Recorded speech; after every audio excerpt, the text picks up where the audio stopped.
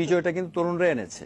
Of course তরুণরা এনেছে। এখন কেউ কেউ বলেন যে হ্যাঁ সবাই আমরা দলমত নির্বিশেষে ছিলাম, কিন্তু আপনি যদি যুদ্ধের মাঠে যান এবং যুদ্ধের মাঠে যাওয়ার পর দুইটা থাপ্পড় দিছে একজন, আপনি ফেরত চলে আসেন, আইসা বলেন গেছিলাম, দুইটা থাপ্পড় দিছে আমি চলে আসছি, যুদ্ধ হইল?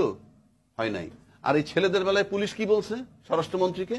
এডারে মারি এডাই মরে বাকিগুলি সরে না। You see the difference. আপনি থাপ্পড় খেয়ে চলে আসছেন, আপনি আন্দোলন করেন, আর ওনারা এডারে মারি এডা মরে বাকিগুলি সরে না। পার্থক্য আছে না? এক। দুই, বলতেছে যে জুলাই আন্দোলন সবাই করছে না। ইয়াস, আমরা সবাই করছি। ক্রেডিট নিতে চায় তারা। জুলাই আন্দোলনের ক্রেডিট তারা নিতে পারবে, তাদের নেওয়ার অধিকার আমি মনে করি যারা পট পরিবর্তন হলে বিপদগ্রস্ত হবে। হিসাব সহজ। কালকে যদি আওয়ামী লীগ আবার ক্ষমতা আসে, তর্কের খাতিরে বলছি, তাহলে বিপদগ্রস্ত হবে কারা? আপনি নোট করেন, যারা বিপদগ্রস্ত হবে তারাই আন্দোলনের কিং, আর যারা বিপদগ্রস্ত হবেন না তারা কিং নয়। এটাতেই আপনি ভাগ করে ফেলতে পারেন জুলাই আন্দোলনের নেতৃত্ব কাদের।